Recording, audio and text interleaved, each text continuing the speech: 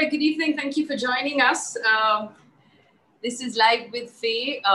We're here every evening at 8 o'clock to have a conversation with you about what's going on in the country. Lots of things going on. Farmers continue to protest and, like I said, are going to intensify their protest. We're going to have a quick point-by-point explanation of what's going on that will go up a little later tonight or maybe early tomorrow morning. So take a look at that. Also, the Prime Minister held a Bhumi Puja on the new Parliament building, and he made a statement, and I'm quoting out of the Hindustan Times, saying, all countries will soon say India is the mother of democracy. And that's interesting, but that's not what we're discussing this evening or what we're debating this evening. We're debating a story that popped up in the news over the last 24 hours. It's very interesting. Now, there are two ways to look at this story. One headline on the story said your take-home salary will come down next financial year. And the other said your gratuity and PF contribution may rise next financial year. Both of these things are, in fact, true. Just to give you a breakdown of what this means. Now, you know that during the lockdown, the government did many interesting things. It brought in farm laws. It changed the labor laws. It's changed some of the environmental codes as well. If you look at the labor laws, there was a code on wages 2019. There was a draft that was brought in. And according to that draft, it basically said, roughly put, your basic salary has to be 50% of your total salary. Now, we know that a lot of companies do this thing where basically they try and reduce the basic salary as much as possible. And they include other components like conveyance or some other type of reimbursement so that you can get all of that money without actually having to lose a lot on tax. Now, what this law basically says is that your basic salary has to be 50% of your total, your gross income. And that would mean if you increase your basic salary, you pay more PF, you pay more gratuity, you pay, your deductions become higher. So does your income tax become higher.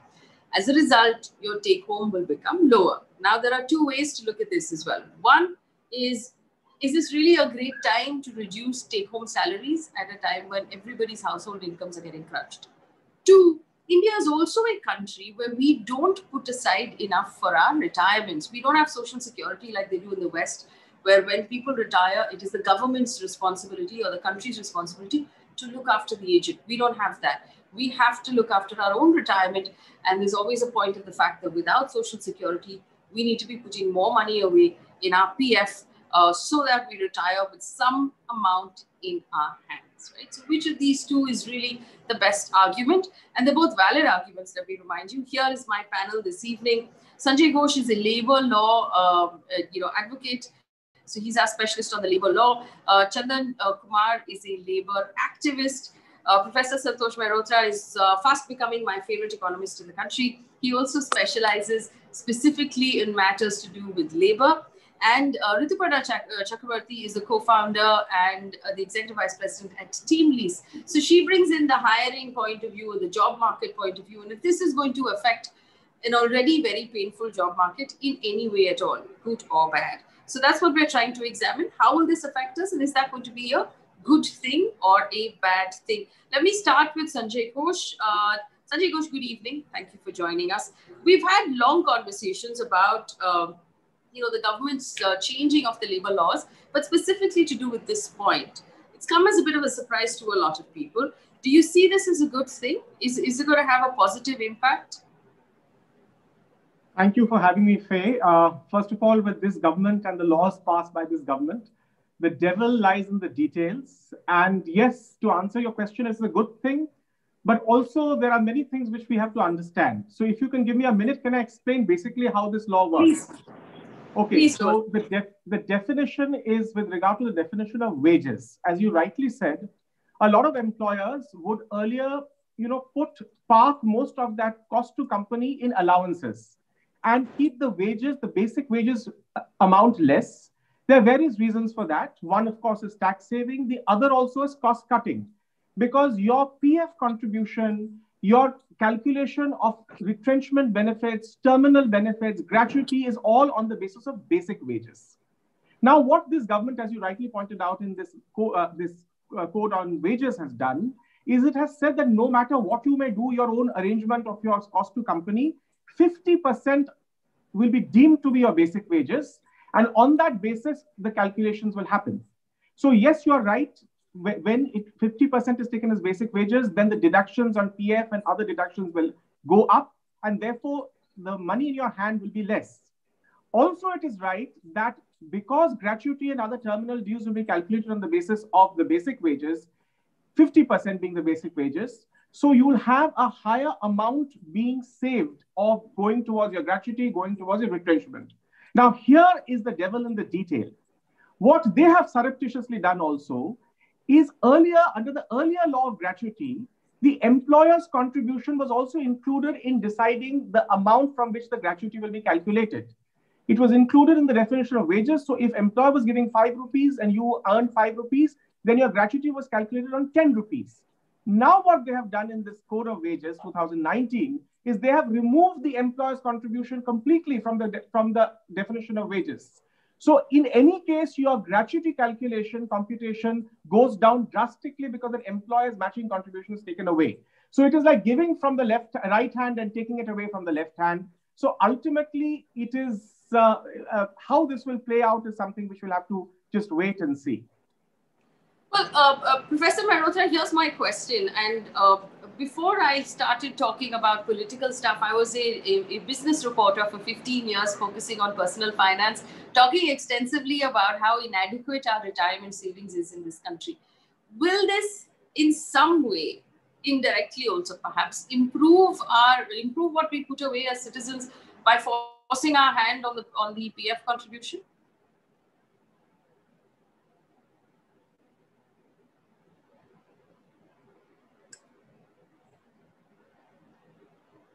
Professor Mehrotra?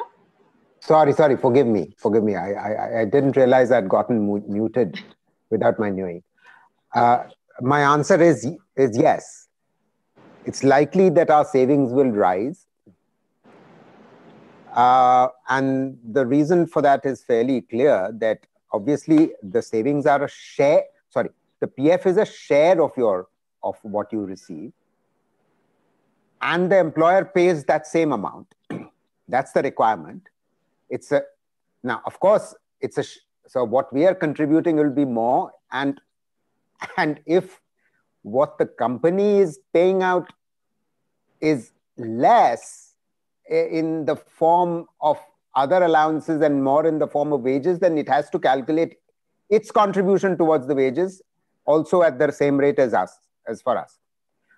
That means the amount that's accumulating in the PF is going to increase, which would suggest that perhaps if there is a long-term view involved here from the government is trying to increase the savings rate, because these savings are, what is held in the PF is precisely the kind of thing that the government then takes away for its own uses. Yes. Now, the other thing I think which might be good about this, and chartered accountants will have to work this one out. I suspect that what I'm saying is not wrong, that your HRA, house rent allowance, is always a share of your basic salary. So that will go up. And because that will go up, even if your take home on the basic might be falling, the fact is that you may actually receive more if you're getting HRA, higher HRA. So that's a second consideration. Let me pause there and let me hear what others have to say, because I'm still thinking this through. You're still thinking it through. All right. So effectively for our audience, let me see if I can do this, if I can do justice to this, right? Let's assume that you were making 100 rupees gross on a monthly basis, out of which there would be income tax that would be deducted. Your PF would be calculated based on your basic salary, which would have effectively been 35%, 40% of your total, your gross. PF would be calculated, a portion of it you would pay, and your employer would have to match what you're paying. Now what's going to happen is you will still be at 100 gross. What your basic is now at 50%, which means the PF calculation will be higher. So you are now contributing more to your PF, and your employer has to also contribute that higher amount. making you marginally more expensive to your employer as well. What we call the CTC, the cost to company, is likely to go up. Now, also gratuity calculation will go up, which means someone who works for more than 5 years is entitled to gratuity. That's going to go up as well. Anyone else who wants to weigh in on this before I bring in Rituparna to tell us what difference it's going to make to the job market? Chandan, Kumar?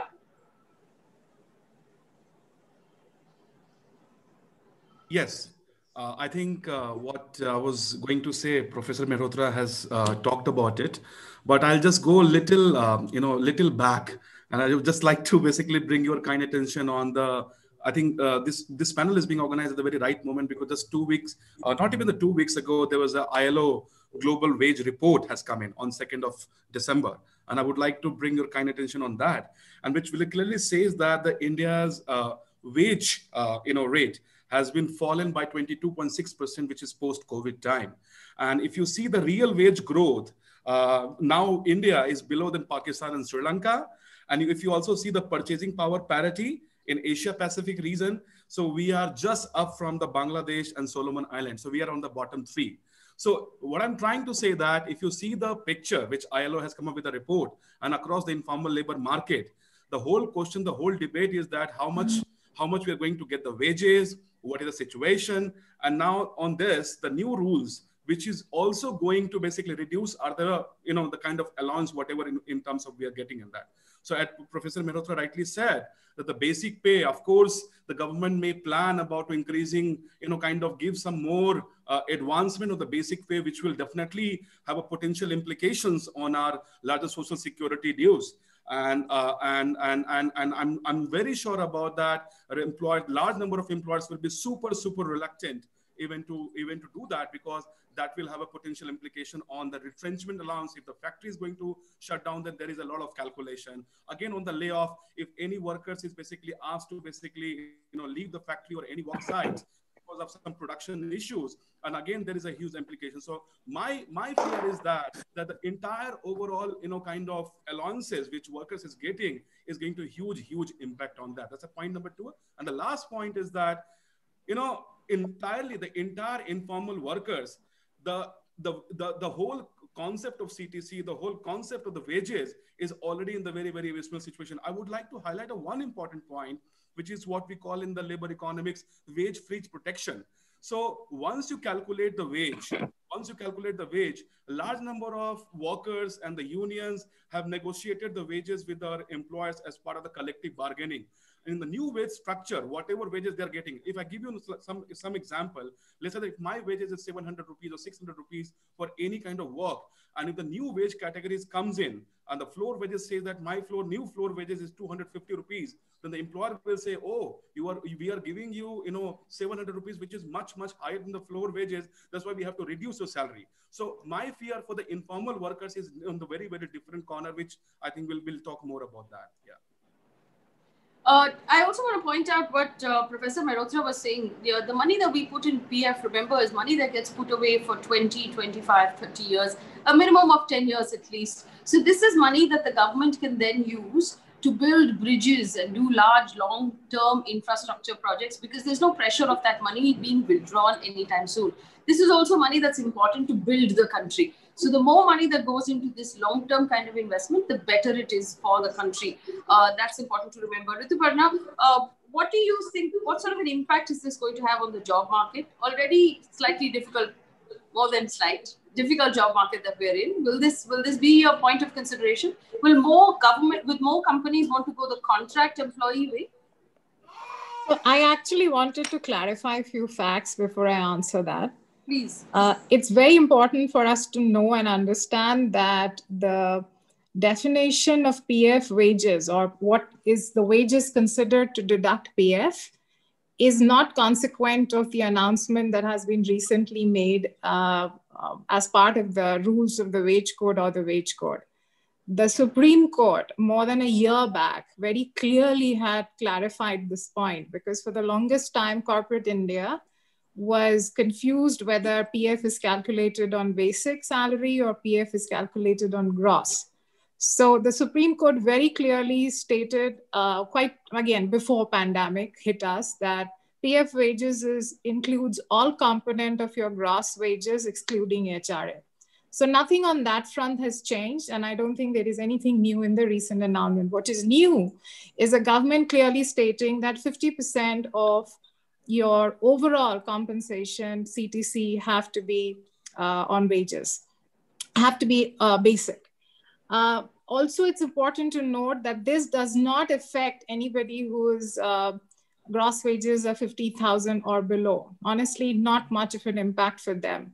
The impact of whether it's cost of employment or cost to employers going up or net take home decreasing, it impacts those whose wages are above 15,000 largely. And secondly, a third point is that, of course, gratuity is going up, because if the basic is going to be at least 50%, gratuity is calculated on the monthly basic wages, nothing else. So, and I don't think the calculation of gratuity has changed as per the new announcement. So clearly the impact here is going to be those who have 15,000 and above wages. Clearly this means more cost to companies. Clearly it means that employees will have a choice to restrict contribution to PF as well as employers' contribution up to 15,000, because that's the choice that employees have. So now in terms of the impact on the job market, Faye, I actually feel that most organized sector, larger employers, mid-size, were already complying by these rules, which means 50% of the gross salaries were structured to basic, and almost 40 to 50% in companies, 40%, let's say, towards basic towards HRA. So impact, I clearly believe that the reason the government has done it is to encourage more retirement savings, because of course, a country like India, we cannot afford national government funded social security. And this is probably the best way to build for the future. I don't think the government has done this initiative to do any kind or expecting any kind of impact in the employment scenario, Faye. It has been done keeping the long-term perspective in mind, which you rightly pointed out, because this is an important corpus for the government to utilize in the years to come. And if you're going to use the disposable, if I may actually, even during the pandemic, take the liberty of using that term, disposable income of those who are 15,000 or 20,000 or more wages, a part of their saving, if that goes, I honestly think that it is a good move.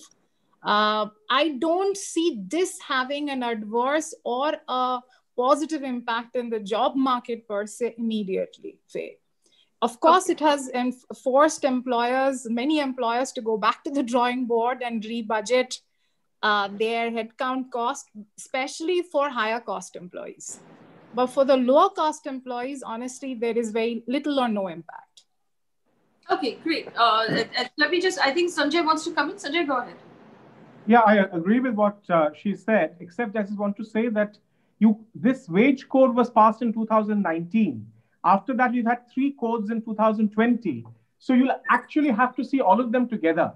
And now the Industrial Relations Code has made termination, that is sacking of employees, extremely easy. They've introduced fixed term contracts also. So therefore, whatever you are thinking, whatever an employee or viewer who's an employee is thinking that I'll have long-term gains and I'll get PF when I retire 20 years later, the entire 4 codes together has made his job very insecure. So therefore, that job security is gone. He may be thinking of 20 years later, but he may be sacked in another 1 or 2 months. Also remember that of course, it's 15,000 is no issue now, because even a skilled employee gets more than 15,000. Minimum wages in Delhi is more than 15,000. So all workers, the cap with regard to requiring governmental prior permission for retrenchment and closure of industries has also been increased by this government. Not only has it been increased from 100 to 300, that means anything below 300 can be removed. They can terminate, they can close, whatever as they wish. But it has also been left to individual state governments. Like, for example, UP during the pandemic wanted to do away with all kinds of restrictions. So now under the Industrial Relations Code, technically, theoretically, a government may say, I don't want 300, I want 3,000. So anyone below 3,000 or 30,000 can do whatever they want. So let's be under no assumption that there is security and long-term peace and happiness which the worker will get. All right, let me now pick up what Rituparna said very clearly, that increasing long-term savings is a good thing, but it will also reduce the money in hand to spend. Professor Mehrotra, is this perhaps the right time to do that? And we were talking about April, May next year. And given the fact that salaried employees are a small chunk, it's not a very large chunk of our entire working population, but is this the right time to make this change? Yeah, reducing disposable income at this point is the opposite of what we actually need. But from what seems to be emerging in the actual job market is that those who would be eligible for PF and gratuity are in the organized sector, but we know perfectly well that unemployment in for those with regular employment has actually increased. Unemployment has increased very sharply. Point one. Point two, the employment rate itself is falling, which means that the share of those in working age who are getting work and also who are looking for work is actually consistently falling. So there is a growing number of discouraged workers. So the result of all this, whatever the good intentions might be about raising savings to GDP, is that the savings to GDP will continue on the trend, the trajectory that we've been on for the last 6 or 7 years. And what is that trend or trajectory? That in 2013, our tax to GDP ratio, household savings to GDP ratio was 24%. Yes. And since then, it has fallen 7 percentage points to 17%, just over 17% in 2018-19. And now, post-COVID, with joblessness increased, wages cut, in other words, those who have jobs in the organized sector, their wages have been cut, and it will be years before the salary rate that you had in 2019-20 will actually recover to that level. Another few years. Forget about growth in your salary, even recover because your wages and salaries are being cut. Then you're not going to see savings increasing. If the PF increase was going to be one possible intent of this action. Well, let me just point out some of the questions. Anish Korea said, what impact will it have on spending, as Professor Mehrotra has answered, and on domestic demand? I think that we've gone over on many weeks, the fact that we need domestic demand in order to revive this economy. So lower spending will obviously have an adverse impact on that. We had somebody else who asked us, sorry, I missed your name, who said, what happens to NGO employees and government employees? I believe this affects all salaried employees across sectors, whether you're private sector or public sector. Chandan, Kumar had something to say. Go ahead, please.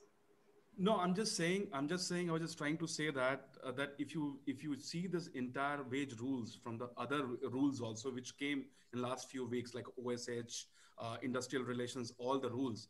I mean, look at the whole time limit. For example, just give you a small example that if you want to go and claim your, whatever social security benefits through any institutions mentioned in those rules, you can't even claim it. Government has put the timeline of the 2 years, and after 2 years, you can't even go and kind of reclaim those social security benefits once you are laid off or once your establishment is retrenched. So I'm just saying that, as Rituparna rightly said, that it may impact on above the 15,000 salaried workers or the employees, but it hardly has any impact on the informal sector workers, particularly in the unorganized sector. And that too, even the factory workers, look at the situation, look at their wage cut. I think this is maybe government may have a good intention, but for the large number of working class, it doesn't matter at all. That's what I'm trying to say. Yeah.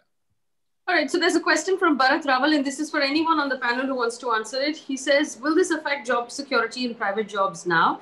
And does this mean it will affect my compensation offers if I fall in the higher tax bracket? Rituparna, do you want to take that? Will there be, will the offers be different? Will there be more of companies saying, let me get you on contract because now they're allowed to, rather than offering, full employment? One good thing, or rather one important thing to bear in mind, is that the rules that apply to a contract employee are exactly the same as the rules that apply to a permanent on-roll employee. So even with the introduction, or rather not introduction, the reiteration of the fact that fixed-term employment is possible across any job role, the government has adequately emphasized in the wordings of the wage code that there will be no discrimination done between a fixed-term contract employee and a permanent employee. So there's only one difference between the two. One person's contract will have an end date and the other person's contract will not have an end date. But besides that, every possible benefit that any employee in the organization is entitled to. So I think that if the status changes from a permanent employee to temporary or a contractual, I don't think there's going to be any impact on the way their wages will be structured or the way their social security benefit will be computed. But yes, if there is difference in role and if there is difference in wages per se, which is the total cost, of course, I mean, that's a different debate in itself. Sanjoy, do you want to weigh in? Well, so far as fixed-term contracts are concerned, I agree with what the previous speaker said. But also keep in mind that every person wants a job security. Let's say you join a media company and you are put on a fixed-term contract for 1 year. That's it. You may be given the same benefits, and there may be a proportionate gratuity also given, proportionate terminal benefits given. But you know that the company can rightly put you on the streets after a year, and you can't do anything about it. You can't agitate against it. As of now, workers, and including working journalists who are deemed to be workers under the Industrial Disputes Act, if they are terminated illegally, they can go to court and get an award of reinstatement, back wages, and continuity of service. By introducing this, what you're doing is you're taking away those rights from the person. And let's not forget that when you are on these fixed-term contracts, you always have the sword of non-renewal hanging over you. You will be willing to do much more than the permanent workers. And for women employees also, I am very, very concerned that it could also be potential for sexual harassment and the other kinds of discrimination. So of course, there are good things and bad things about everything. But this is a new concept being introduced in a country where already 80% are informal. This is a new thing being introduced in a country where already in the formal sector, there is so much of discrimination by engagement of contract labor. So let's understand, and also this is being introduced in a country, as Professor Mehrotra said, with no social security network. So let's be very clear that we are actually jumping into the sea without any kind of floating gear. So let's hope that it works out, but I am very, very pessimistic and I don't share the optimism of Rituparna ji. Professor Mehrotra, I'll give you the last word of this conversation, which is fundamentally this. I personally believe, like I said, because of my experience of tracking the sector of personal finance and investments, that this in the long term is a good move. But I believe that the timing might be off here. In the sense that at a point when we need to be encouraging employment, we need to be encouraging spending, we need to be shoring up our domestic demand. At this point, to also perhaps shave some money out of the take home of salaries, those who still have jobs salary, might actually be detrimental. Also, if we look at it from a household point of view, in every household, someone has either lost their job or received a pay cut, and people are cutting back. And if those who have salaries or who have kept their jobs are going to have to cut back even further, what impact will that have on the country as a whole? Professor? Actually, the answers to your questions are all implicit in your question. I have to say, I don't have to elaborate. You already laid out the argument. So let me take it forward. And the way I would want to take it forward is that it's perfectly possible that the government may be forced to begin to spread the net of social security for those who are informal, because you cannot systematically reduce rights of workers who are in the organized sector. You can't have you can't have a situation where regular workers are losing jobs in their millions, and at the same time, wage rates are being cut. And I'm here talking about regular work. I'm not even making a distinction between the fixed term and the permanent. In this situation, you will get to see more informalization. People will, as they lose jobs, what will they do? They'll join the informal sector. Now, the implication is that the government will have to begin seriously about putting in place a bottom-up approach, which I've been making a case for several years already. And it may well be, I'm just hopeful, I mean, I'm not optimistic, but I'm hopeful that international multilateral agencies who are giving loans today on social protection will actually extend loans to the government of India to enable them to actually come good on their promise of the Social Security Code for unorganized sector workers. Because in the code, there is nothing. They'll say, oh, we'll formulate schemes. Okay, you don't have the money to formulate schemes. But the fact of the matter is, as you have been rightly, repeatedly saying, that if you put in place an old age pension for all those in the informal sector today who are retired, who are already retired, I'm saying, that's already raising aggregate demand. I've made an estimate of this. It will not cost very much if you were to put in place a bare minimum pension for those who have retired. I'm obviously talking about those who are, in the bottom four deciles of the population. It will have an impact of increasing aggregate income. If you put on top of that a cash transfer in addition to the old age pension, that will additionally add, to aggregate demand. That will help to revive the economy. So, and the costs are not great. I mean, the costs are only as much as Manrega is, or only as much as PM Kisan is. I mean, I don't want to go to the technical details here, but I mean, these are papers I'm writing for the Asian Development Bank right now. And the Asian Development Bank is about to give a loan to the Ministry of Finance on social protection. I hope that if they don't listen to economists like us, Indians, well, they might listen to World Bank economists or Asian Development Bank economists, because they're coming with money. But they will be giving advice that we are giving to them.